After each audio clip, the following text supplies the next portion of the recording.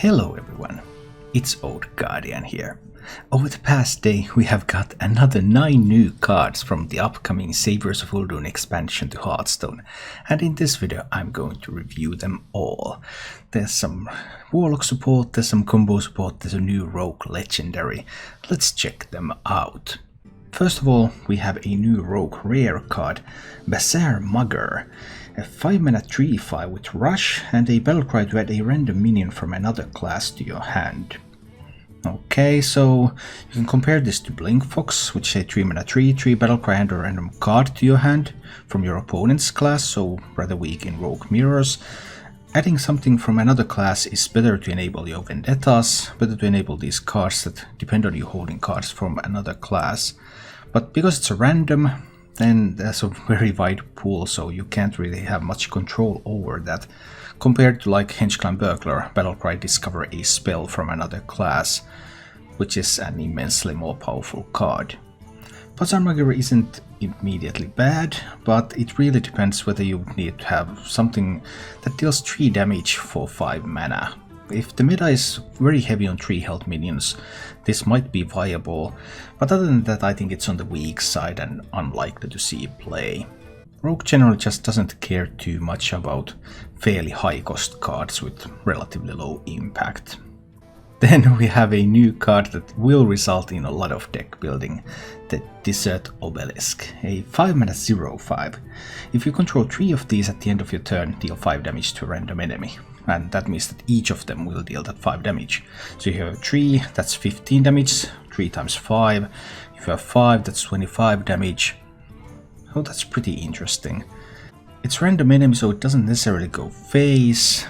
Could you use these as board control tools? That's pretty unlikely. It could work against specific decks, because there are some decks definitely that cannot answer a number of obelisks that clear the board, and then they just will kill all the minions that they play.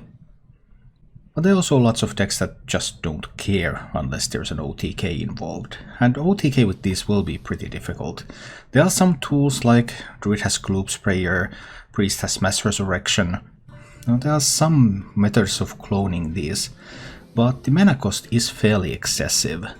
So it's pretty difficult to make this work, and I think this will end up being a meme card instead of a viable combo card.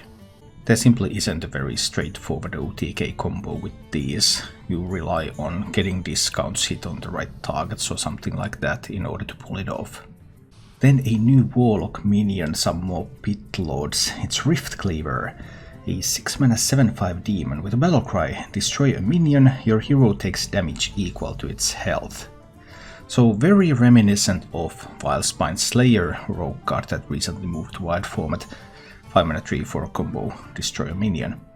I think Rift Cleaver looks like a pretty powerful card. If I would be playing a pure Control Warlock deck, I would probably at the moment prefer Siphon Soul over Rift Cleaver.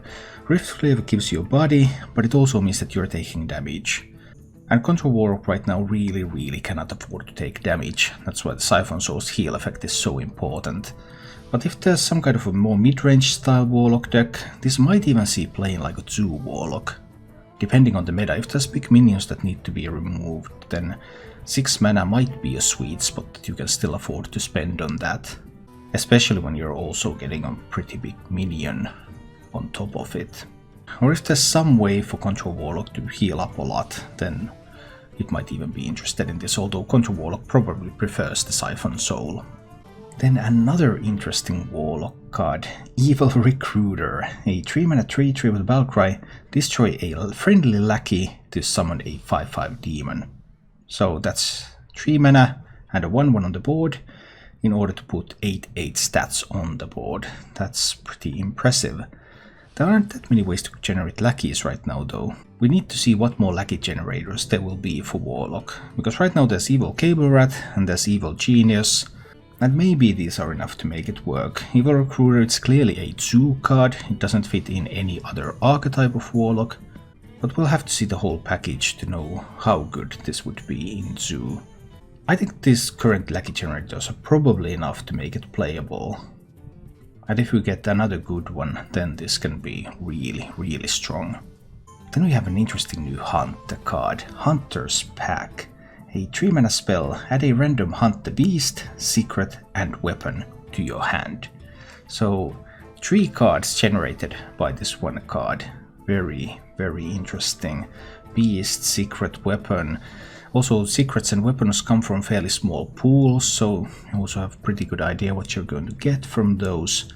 Looks like a really sweet card. Hunter just has so much value nowadays. Hunter is overwhelmed with value. And also, when you play Zul'jin is going to cast Hunter's Pack, and it's going to give another 3 cards to you. That might already be too much card generation from Zul'jin with Unleash the Beasts and Master's Calls and Hunter's Packs and everything. So I probably would see Hunter's Pack see play in a non-Master's Call build of Hunter. No Master's Call, no Dire Frenzy. No Dire Frenzy, no Shuffling would also mean that it could be like a singleton deck, so it might even run Dino Tamer Bran. And some really interesting possibilities here. Hunter looks like it's going to have a lot of viable archetypes, because of course the mechs are still there, Master's Call is still there, and cards like Hunter's Pack, Dino Tamer Bran are going to give access to even more new Hunter archetypes. All of them, of course, pretty aggressive. We're also getting some support for faster warrior archetypes with the Bloodsworn Mercenary. A 3-mana 3/3, battlecry, choose a damage-friendly minion, summon a copy of it. Well, the first idea of course is okay, can you use this to make an OTK? But you probably cannot. However, you could like play Leroy Jenkins, inner rage that Leroy, it will have 8 attack, play Bloodsworn Mercenary, that's 16 damage to face for 8 mana. So Bloodsworn Mercenary looks pretty interesting for these more aggressive hunter decks. Use it with Corcoran Elite if you do not keep it in hand forever for that Leroy.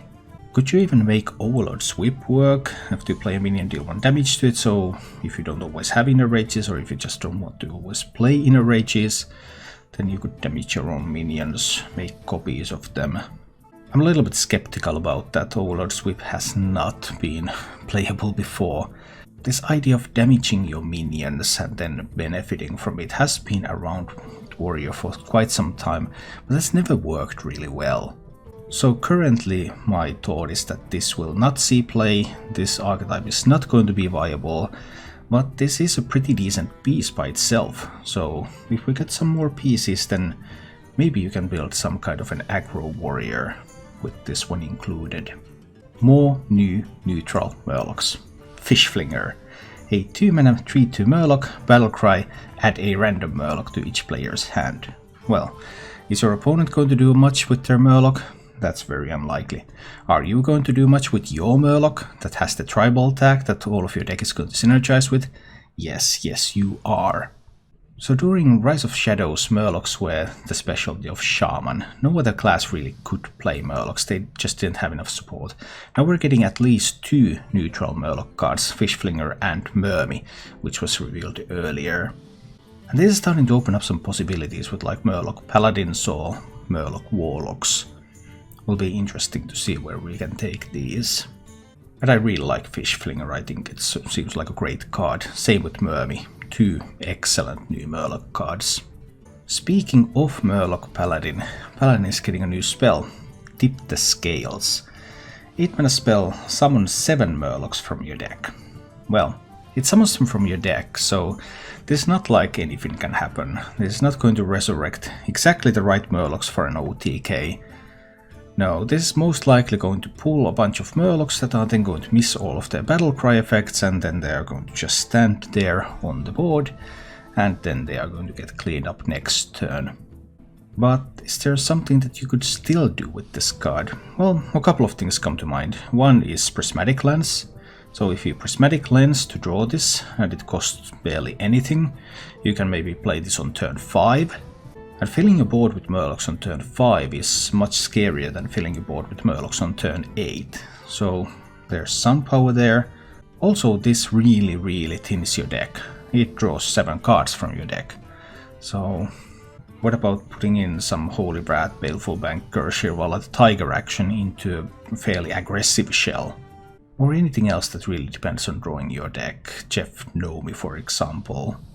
As a simply straightforward summon a board for 8 mana, the card seems rather mediocre, But when you can do it earlier, or when you can put some other ideas into your deck because of that insane card draw you have with this card, then it becomes much more interesting.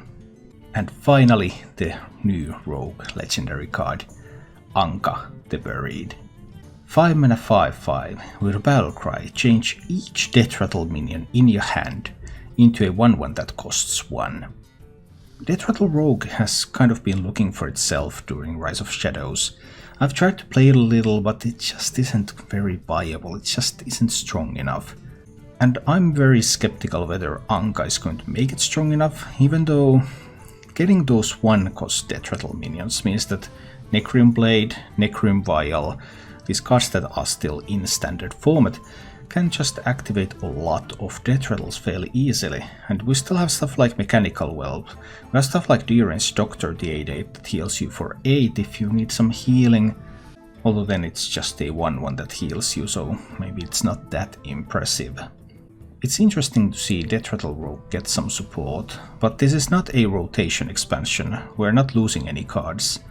So I still have a hard time seeing how Death Rattle Rogue, which is by nature a little bit slower but still lacks healing and lacks board clears, how can it really compete with these heavy tempo rogues that just go to your face and kill you by the time you're able to play Anka and try to start setting up for something beautiful?